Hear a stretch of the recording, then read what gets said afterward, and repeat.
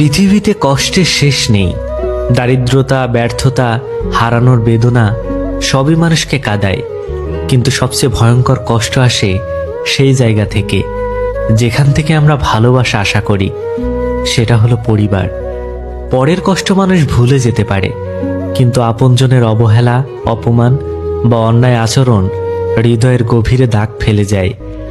পরিবারের মানুষই যখন বুঝতে চায় না, তখন পৃথিবীর সবচেয়ে প্রিয় জায়গাটাও অচেনা লাগে।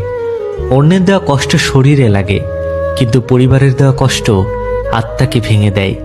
তাই ভালোবাসার মানুষগুলোর প্রতি কোমল থাকুন, কারণ একটুখানি অবহেলাও কারো পুরো মানসিক জগৎ ভেঙে দিতে পারে।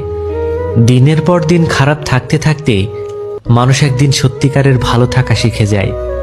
তখন তার না থাকে কিছু পাওয়ার চাহিদা কিংবা পিছুটান, না থাকে কিছু হারানোর ভয়।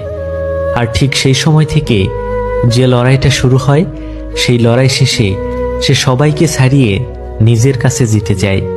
কে ছেড়ে গেল, কে ইগনোর করলো, আর কে পেছনে বদনাম করলো তা দেখার সময় নেই। কিন্তু কে থেকে গেল, কে খারাপ সময়ে পাশে থাকলো, সেইটা আমার কাছে সবচেয়ে গুরুত্বপূর্ণ।